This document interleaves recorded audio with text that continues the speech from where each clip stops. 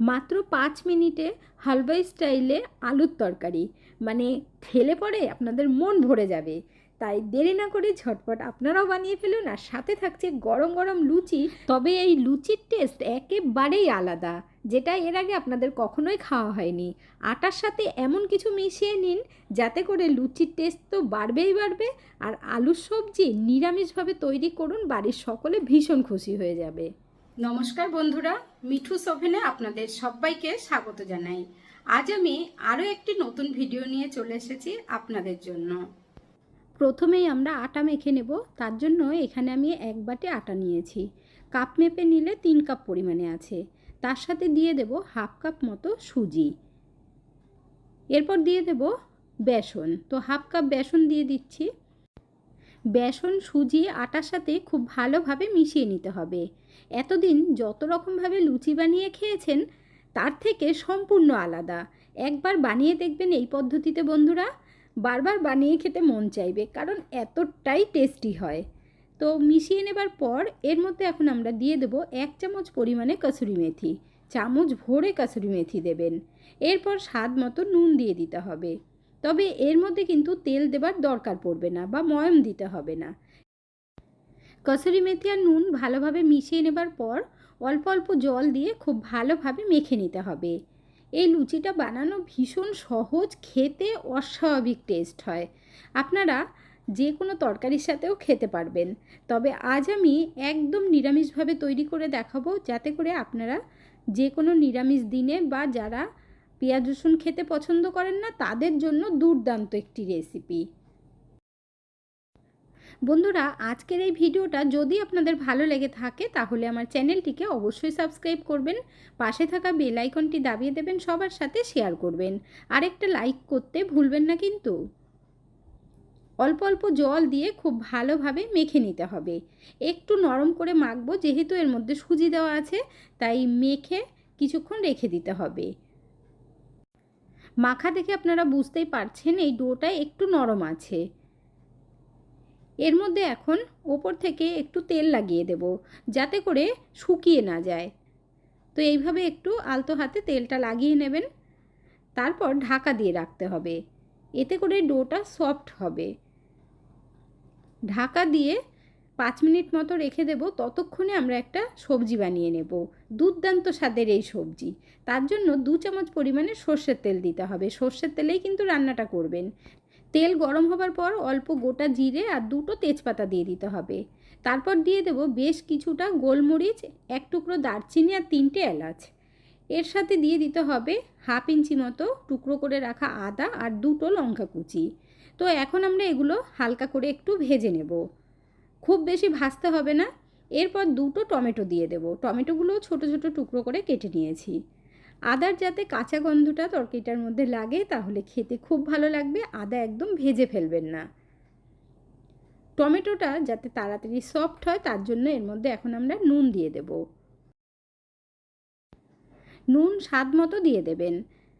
এই তরকারিটা রান্না করা ভীষণ সহজ আর টেস্টি, মানে কি বলবো বন্ধুরা, তৈরি না করলে কিন্তু আপনারা বুঝতেই পারবেন না। নুন দিয়ে একটু নাড়াচাড়া করে এর মধ্যে এখন দিয়ে দেব ধনের গুঁড়ো হাফ চামচ পরিমাণে, আর কাশ্মীরি লঙ্কার গুঁড়ো দিয়ে দিচ্ছি। তো আপনারা চাইলে কিন্তু ঝাল লঙ্কার গুঁড়ো দিতে পারেন। আর আন্দাজ মতো হলুদ দিয়ে তারপর অল্প জল দিয়ে ভালোভাবে কষাতে হবে। এর মধ্যে আমি কাঁচা লঙ্কা কুচি দিয়ে দিয়েছি ঝালের জন্য, তো কালারের জন্য কাশ্মীরি লঙ্কার গুঁড়ো দিয়েছি। এরপর মশলাটা আমরা কিছুক্ষণ কষিয়ে নেব। এই তরকারিটা রান্না করতে খুব বেশি টাইম লাগে না, ঝটপট হয়ে যায়। এখানে দেখুন মশলাটা কত সুন্দরভাবে কষানো হয়েছে আর ওপর থেকে তেল ছেড়ে দিয়েছে। এর মধ্যে এখন 3টে সিদ্ধ করা আলু ভেঙে রেখেছিলাম, দেখুন দিয়ে দিচ্ছি। কাটাকুটির কোনো দরকার নেই, আলু সিদ্ধ করুন আর ঝটপট রান্নাটা করে নিন। ভালোভাবে মশলার সাথে একটু সময় নাড়াচাড়া করতে হবে, এমন নয় যে আলু দিয়ে অনেক নাড়াচাড়া করতে হবে। এরপর আন্দাজ মতো জল দিয়ে দিতে হবে, আপনারা যেই রকম ঝোল রাখতে চান সেইভাবে। তবে এই রেসিপিটার মধ্যে কিন্তু ঝোলটা একটু বেশি যাবে, ঝোল ঝোল হবে, খেতে ভীষণ ভালো লাগবে। আমি আরও হাফ গ্লাস জল দিয়ে দিলাম। জল দিয়ে ভালোভাবে মিশিয়ে এর মধ্যে এখন হাফ চামচ সবজি মশলা দিয়ে দেব, আর তার সাথে দিতে হবে আমচুর পাউডার হাফ চামচের থেকেও কম। এরপর ভালোভাবে মিশিয়ে নিতে হবে। এই আলুগুলো যখন সিদ্ধ করবেন খুব বেশি গলিয়ে ফেলবেন না, যাতে একটু ছোট বড় টুকরো থাকে, এইরকমভাবে সিদ্ধ করতে হবে। এরপর ফুট ওঠা পর্যন্ত আমরা ওয়েট করব। ঢাকা দেওয়ার দরকার নেই, এখানে দেখুন ফুট উঠে গেছে, ভালোভাবে নাড়িয়ে দেব। এইভাবে ফুটে যাওয়ার পর কিন্তু আর বেশিক্ষণ লাগবে না, 2 মিনিটের মধ্যে হয়ে যাবে। আলুও দেখুন ভালোভাবে সিদ্ধ হয়ে গেছে। আর ঝোলটা না এর থেকে খুব বেশি গাঢ় করবেন না, না হলে পরে কিন্তু ঝোলটা টেনে নেবে আলুতে। তো একটু পাতলা করেই রান্না করতে হবে। এরপর বেশি করে ধনেপাতা দিয়ে দিলাম। এর মধ্যে এখন দিয়ে দেব কসুরি মেথি। তো হাফ চামচ পরিমাণে দিয়ে দিচ্ছি, এতে করে মনে হবে যে অনুষ্ঠান বাড়ির তরকারি রান্না করা হয়েছে। আর তার সাথে অল্প করে আদা কুচি ওপর থেকে দিয়ে দেবেন। তারপর খুব ভালোভাবে আমরা মিশিয়ে নেব। এই তরকারিটা যখনই আপনারা বাড়িতে বানাবেন, বাড়ির সকলেই আপনার ওপর ভীষণ খুশি হয়ে যাবে, কারণ এত বেশি টেস্ট হয় বন্ধুরা। এত সহজ রান্না, মানে অসাধারণ হয়ে যায়। তো এক এক সময় কি হয়, সহজ রান্নাটাও বিশাল কিছু আকার নিয়ে নেয়। তো এর থেকে বেশি আর আমি গাঢ় করব না। এখন আমরা গ্যাসের ফ্লেমটা বন্ধ করে দেব। আমরা যখন কোনো তীর্থস্থানে ঘুরতে যাই, মন্দিরের আশেপাশে যে দোকানগুলো থাকে সেখানে কিন্তু এই রকম আলু তরকারিই করে বন্ধুরা। তো আপনারা অবশ্যই একবার ট্রাই করে দেখবেন, আর আশা করছি আপনাদের কাছে ভীষণ ভীষণ ভালো লাগবে। এখন আমি গরম গরম সার্ভ করে নেব। এই তরকারিটা কিন্তু রুটি, পরোটা, লুচি সব কিছুর সাথে ভীষণ ভালো লাগবে। এখন আমরা লুচিগুলো তৈরি করে নেব। তো আটা মেখে রেখে দিয়েছিলাম, 5-7 মিনিট মতো হয়েছে। ভালোভাবে একবার মেখে নিতে হবে। তারপর এর থেকে আমরা লেচি কেটে নেব। ছোট ছোট করে যেমনভাবে লুচি তৈরি করা হয় ঠিক ওই রকম সাইজ করেই আমরা কেটে নেব। বন্ধুরা, আপনারা কে কোথা থেকে ভিডিওটি দেখছেন অবশ্যই কমেন্ট করে জানাবেন, তাহলে আমিও বুঝতে পারবো আমার বন্ধুরা কোথা থেকে দেখছেন।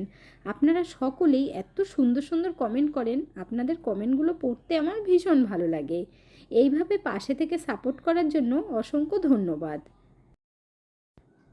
যারা ইউটিউব থেকে দেখছেন চ্যানেলটিকে সাবস্ক্রাইব করে পাশে থাকবেন, আর যারা ফেসবুক পেজ থেকে দেখছেন পেজটিকে ফলো করে আর একটা লাইক শেয়ার করে দেবেন।